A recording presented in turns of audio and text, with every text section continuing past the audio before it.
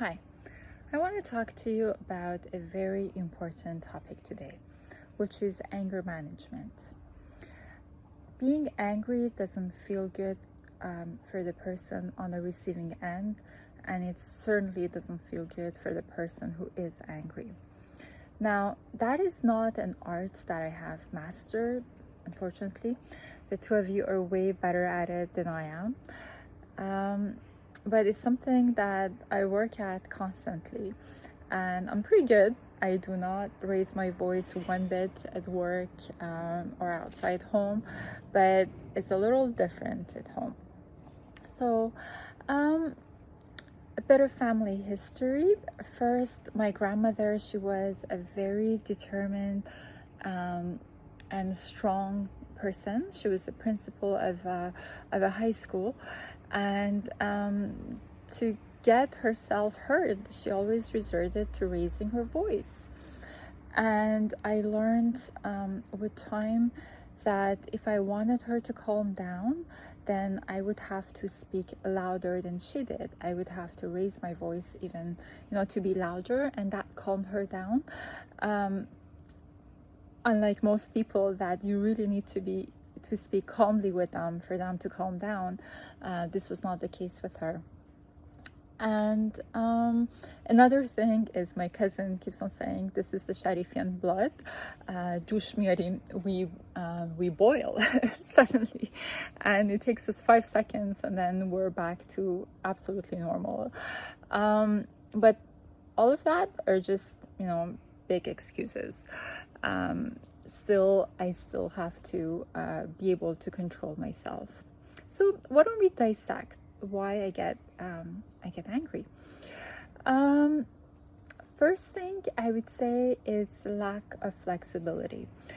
I like things to be done the way I want them to be done, and if they're not, and then upsets me. The second thing is patience. I'm not a patient person, so when things are not done fast enough, then that just upsets me.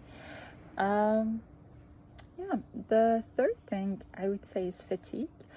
I'm tired often, and when I'm tired, then I'm not as flexible as I like to be, and I'm certainly not patient.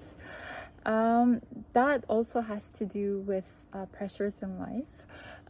When there's so much pressure, then that just makes it more difficult for me to manage my personality.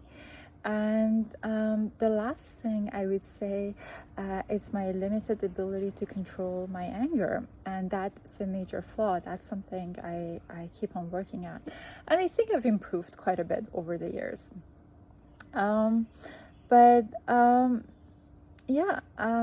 I think those are the reasons why I resort to yelling. Now I've developed a warning system. As you know, I say 3 times, 4 times, then I say, okay, this is the 4th time, now I'm going to start yelling. So you guys know what to expect. But still, it's not good enough. I need to be able to do better. Now, the truth of the matter is, none of this is your fault. Not one bit. It's me who's not capable of managing myself. Now, I'm glad that you tell me how it makes you feel. It always reminds me, like especially you, Trina, even when you were little, you would tell me how me raising my voice would make you feel, and that helps me. But here are a few tips that has helped me.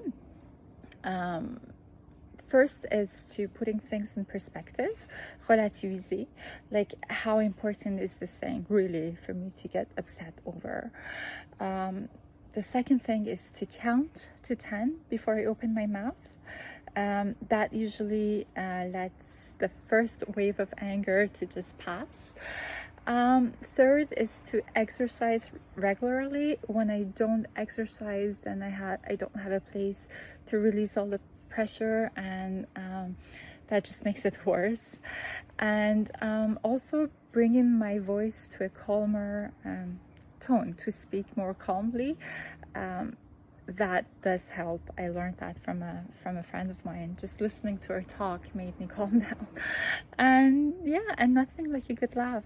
Humor always helps to look at the funny side of the situations. Anyways, I hope that this flaw in my character is not something that you'll learn. And I do continue to work at it. All right, bye.